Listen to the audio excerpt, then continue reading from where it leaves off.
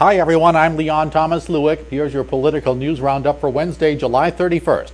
Government officials went before Congress trying to explain and convince Congress about the need for collecting surveillance data on Americans' phone calls and emails. It appears, however, that their arguments were not very convincing. National Security Agency officials presented a declassified court order outlining the limits on data collection and who could review it in hopes of tracking terrorists.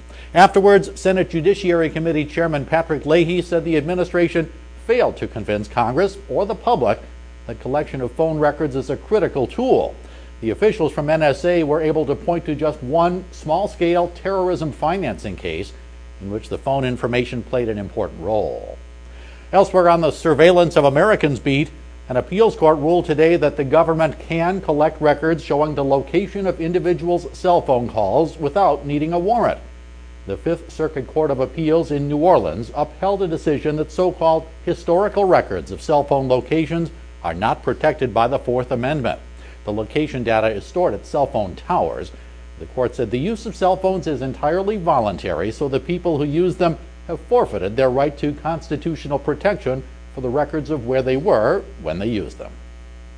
When Congress and the White House were unable to reach agreement on budget cuts last year and the automatic sequester cuts took place, there were howls that the cuts would hurt the economy, possibly throw it back into recession.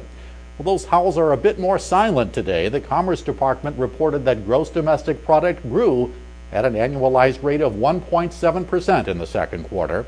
That's not robust growth, but it is much higher than most economists were expecting and was an acceleration of the growth seen in the first quarter. Overseas, it's a big political day in the African nation of Zimbabwe. Residents are going to the polls in what's being described as the most important national election since the country voted out white rule in 1980. The election pits incumbent Robert Mugabe against union organizer Morgan Tsvangirai.